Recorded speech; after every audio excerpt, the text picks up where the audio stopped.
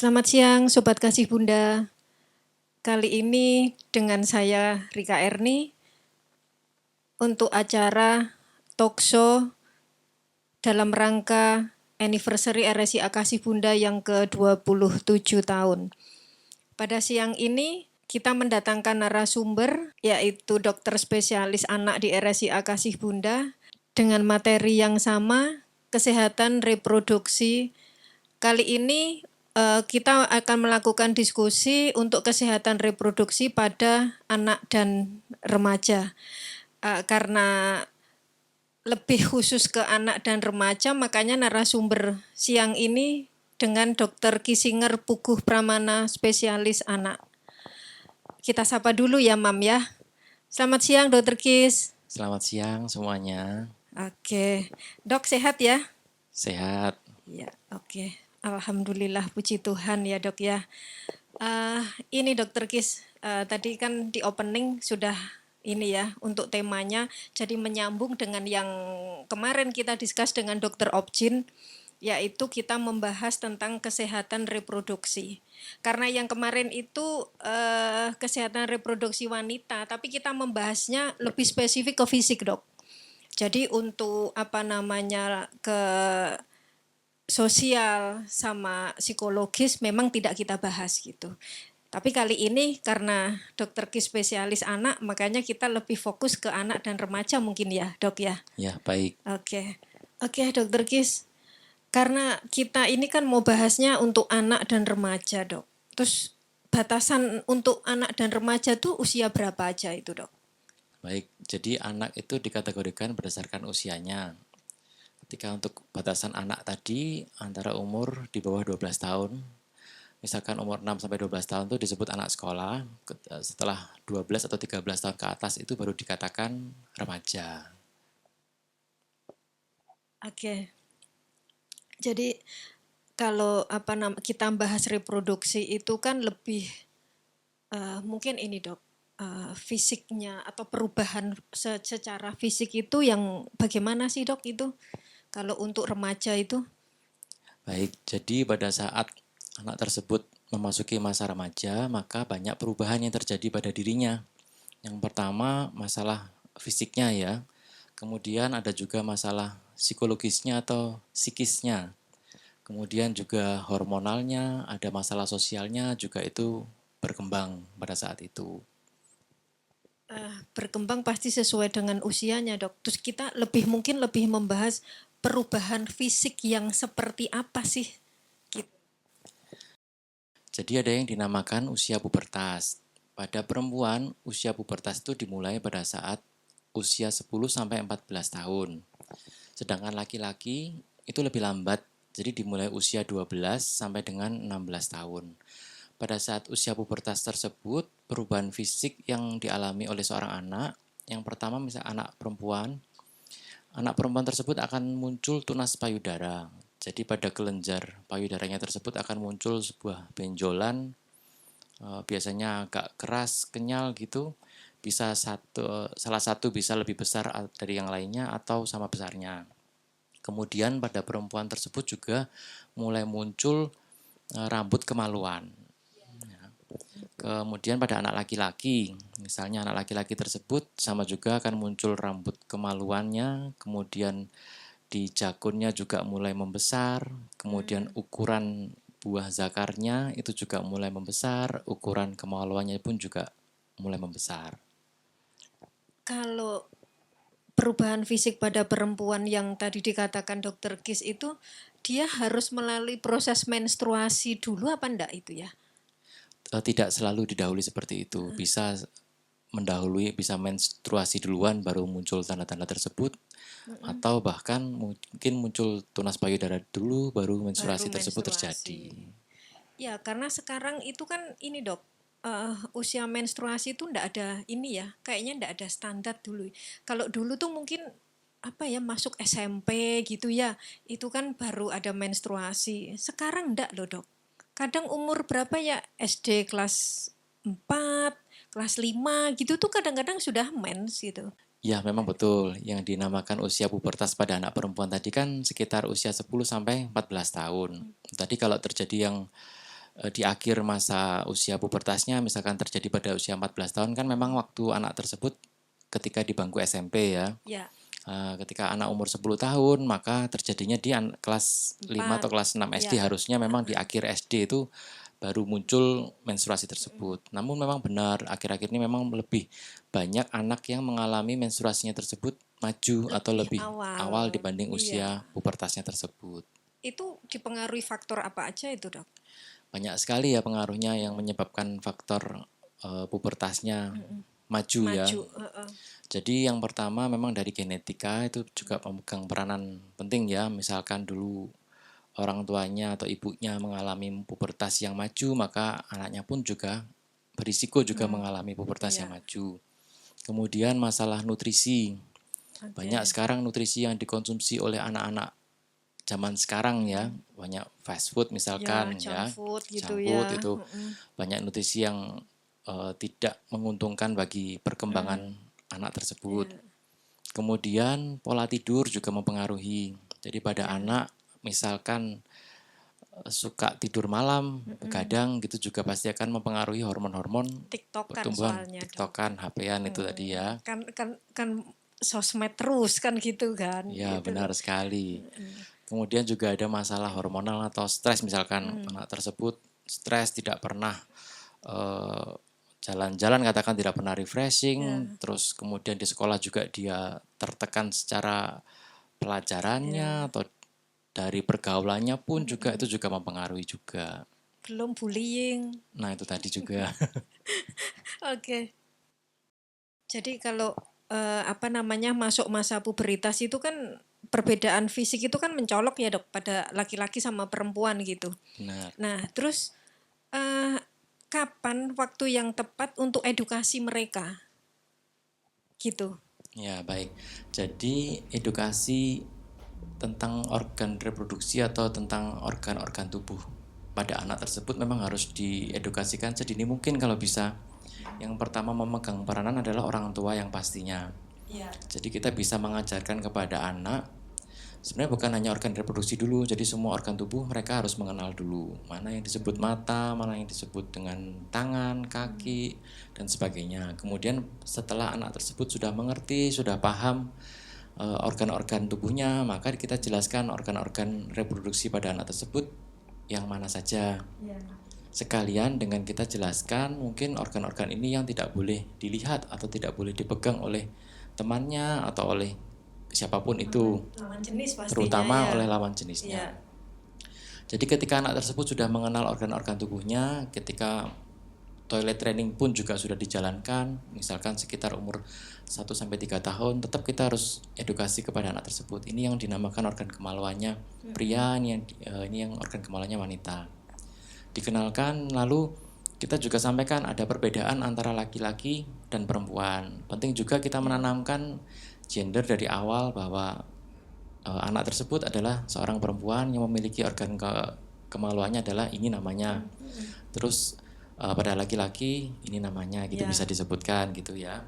Terus ya waktunya kapan gitu, Dok? Maksudnya itu sebelum muncul tanda-tanda itu sudah harus ada edukasi dari keluarganya. Kadang-kadang kan malu juga ya kita mau discuss mungkin ya dari pihak orang tua tuh gimana ya nanti memulai dari mana sih sebenarnya gitu loh. Itu sebaiknya gimana itu, Dok? Baik, jadi yang seperti tadi yang saya sebutkan bahwa ketika anak tersebut sudah paham mengenai bagian tubuhnya, maka kita sekalian mengenalkan bagian-bagian organ reproduksinya. Jadi mulai usia berapa? Ya sedini mungkin tadi ketika anak tersebut misalkan usia 3 tahun sudah mengenal bagian tubuhnya, sudah tahu bahwa nanti bila ingin buang air kecil di kamar mandi, buang air kecilnya melalui mana, urin tersebut atau kencing tersebut keluar lewat mana lah. Di situ kita sekalian menjelaskan bahwa inilah organ reproduksimu gitu. Jadi ini adalah alat kemaluanmu. alat kelaminmu, jadi ini yang harus dijaga misalkan tadi, harus tertutup dan tidak boleh disentuh, tidak boleh Tidak dipegang boleh oleh dilihat, tidak boleh. siapapun. Iya. Jadi ketika anak tersebut masih belum mengerti di usia 3 tahun, maka usia berikutnya misalkan usia 4 tahun atau usia 5 tahun, di usia berapapun intinya sedini mungkin ketika anak tersebut Oke. sudah mengenal bagian-bagian tubuhnya. Artinya kalau sudah menginjak puberitas itu juga paling enggak sudah siap ya, sudah tahu lah gitu. Betul, jadi untuk dasar-dasar organnya Mm, tadi sudah dikenalkan sejak awal. Nah, iya. nanti setelah itu kan seiring bertumbuhnya usianya, dia juga melihat teman-temannya juga pasti Mm-mm, pertumbuhan temannya juga nanti ada yang lebih dulu misalkan gitu, ada mm-mm, yang lebih terlihat oleh anak tersebut, mm-mm. maka di sekolah pun juga guru memegang peranan yang sangat penting juga untuk kesiapan organ Iya. reproduksi anak tersebut. Terus ini kan kalau masih anak-anak kan enggak ada suster kan pasti yang mandikan kan orang tuanya. Nah, itu boleh enggak sih mamanya tuh mandi bareng lah ya, mandi bareng. Kalau mandi kan pasti ya. Boleh enggak sih seorang ibu itu mandi bareng dengan anaknya? Anak laki-laki lah. Kalau mungkin kalau perempuan kan secara kan organ reproduksinya sama. Oh sama, punya ini kan gitu. Boleh enggak itu dok? Tergantung usia anak tersebut ya. Ketika kalau usia anak tersebut semakin besar, misalkan di atas 6 tahun ketika anak tersebut sudah tahu bedanya ya sebaiknya jangan dilakukan apalagi terlalu sering ya. Mungkin sesekali dilakukan boleh hanya untuk mengenalkan bahwa organ-organ atau bagian tubuh pada dirinya anak laki-laki tersebut berbeda dengan anak perempuan nantinya. Itu boleh dikenalkan seperti itu. Tetapi kalau untuk mandi bareng untuk melihat semuanya milik ibunya saya rasa terlalu tidak disarankan untuk Tidak dilihat. disarankan Ya. ya. Soalnya kan takutnya begitu ya. Kok punya mama begitu, punyaku enggak kan gitu Ya, kan. Rata-rata kan begitu. Kalau mungkin sama-sama perempuan kan, oh iya sama ya punya mama sama punyaku kan gitu. Tapi kalau anak laki kok beda ya, punya mamaku gitu, punya itu kan kan pasti dia anak sekarang itu kan berbeda ya dengan anak zaman dulu ya. Anak zaman now itu meskipun umur berapa tuh udah bisa lihat apa di YouTube aja itu usia 3 tahun, 4 tahun tuh udah bisa lihat sendiri, udah scroll sendiri gitu loh dok. ya baik. Jadi memang betul.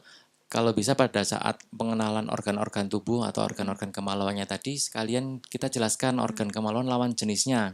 Misalkan tadi Oke. pada anak perempuan kita jelaskan bahwa ini anak alat kelamin perempuan seperti ini, nanti berbeda dengan anak laki-laki. Nah, sekarang juga banyak tadi yang disebutkan media-media sosial, YouTube banyak, kemudian Iya. buku-buku organ reproduksi atau mengenal bagian-bagian tubuh anak-anak itu kan juga banyak Iya, dijual. iya. Itu juga bisa dikenalkan melalui gambar. Jadi ketika anak perempuan tersebut dijelaskan, ini alat kelamin anak laki-laki seperti ini, itu juga bisa dijelaskan.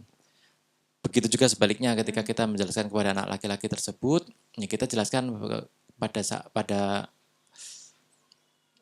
alat kelam alat kelamin anak Perempuan perempuan tidak tidak. seperti ini, tetapi yang seperti begitu. Jadi ada kita jelaskan melalui gambar.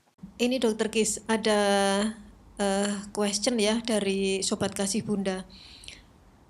Ini usia 14 tahun, SMP kelas 2 belum menstruasi, tapi tanda-tanda puberitas itu sudah muncul, yaitu tadi kayak apa namanya, ada susu Tunas lah. payudara. Terus kemudian kemaluannya itu juga sudah ada rambutnya. Terus ini harus bagaimana nih orang tua ini? Periksakan kemana ini dok? Baik, jadi apabila orang tua menemukan anaknya setelah usia pubertas pada perempuan tadi antara 10 sampai 14 tahun, apabila lewat dari 14 tahun belum menstruasi, maka segera periksakan ke rumah sakit terdekat ke dokter anak dulu ya. Jadi dari dokter anak nanti pasti kita akan pastikan dulu anak tersebut memang ada tanda-tanda pertumbuhan organ seksualnya atau tidak. Kalau memang ada dan itu semuanya normal, terbentuk semuanya, kita lanjutkan untuk pemeriksaan ke hormonal anak tersebut. Apabila memang semuanya normal, maka kita perlu lakukan rujukan ke dokter spesialis kandungan dan kebidanan ya Pak. Beberapa kasus kita memerlukan rujukan kepada dokter spesialis yang lain, misalkan ke dokter spesialis kandungan dan kebidanan. ketika ada suatu masalah anatomis pada anak perempuan tersebut. Misalnya selaput darahnya tersebut menutupi lubang vaginanya tadi tersebut yang disebut himen imperforata tadi. Jadi tanda-tanda seksnya muncul semua, namun anak tersebut tidak mengalami menstruasi. Ya.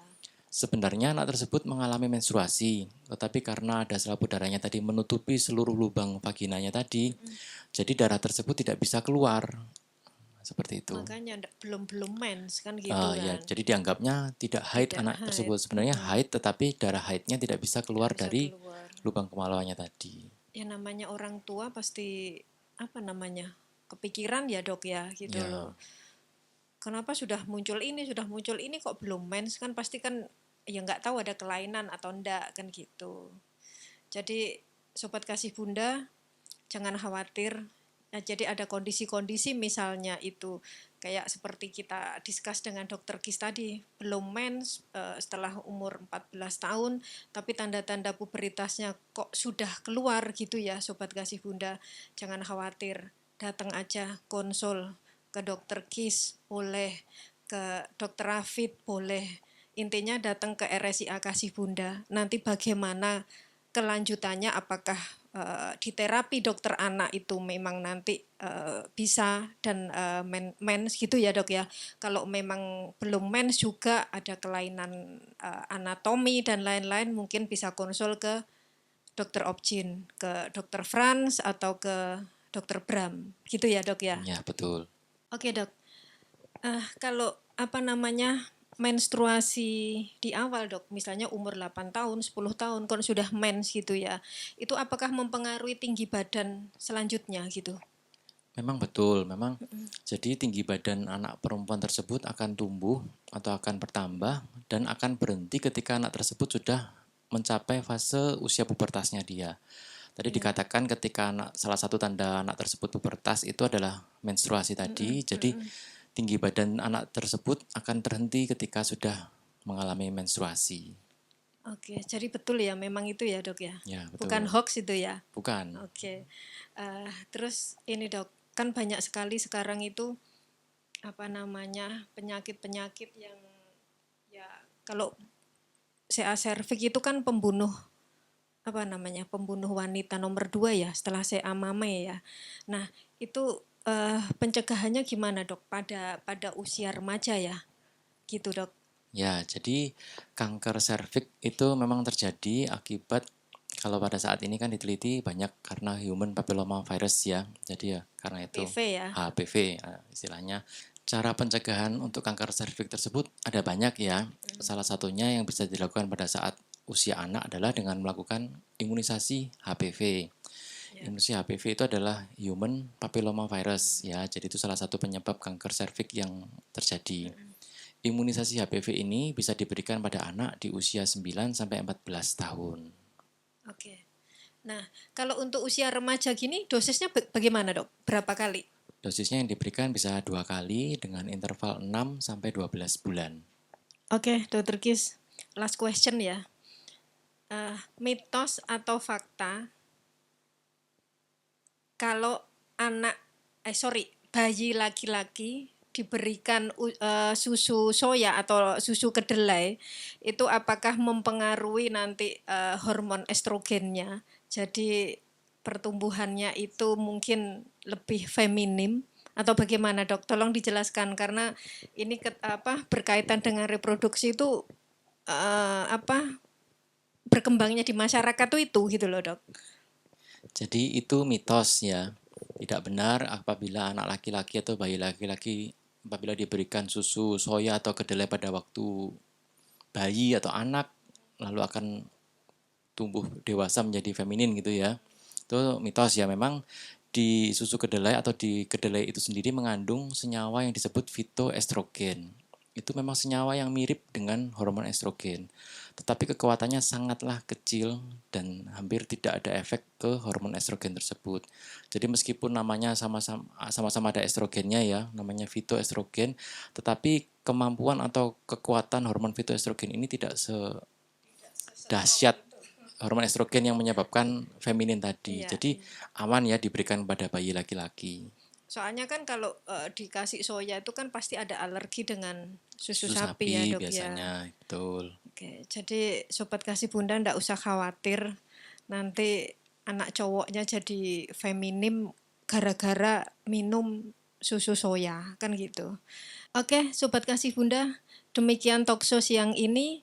Apabila ada keluhan dengan putra-putri Anda seputar kesehatan reproduksi atau apapun keluhan tentang putra-putri Anda, jangan pernah ragu, silahkan datang ke RSIA Kasih Bunda, Jalan Jaya Wijaya nomor 1 Pare. Oke, Dr. Kris, terima kasih atas waktunya untuk Sama-sama. edukasi pada talkshow siang ini. Terima kasih, sampai jumpa di talkshow berikutnya.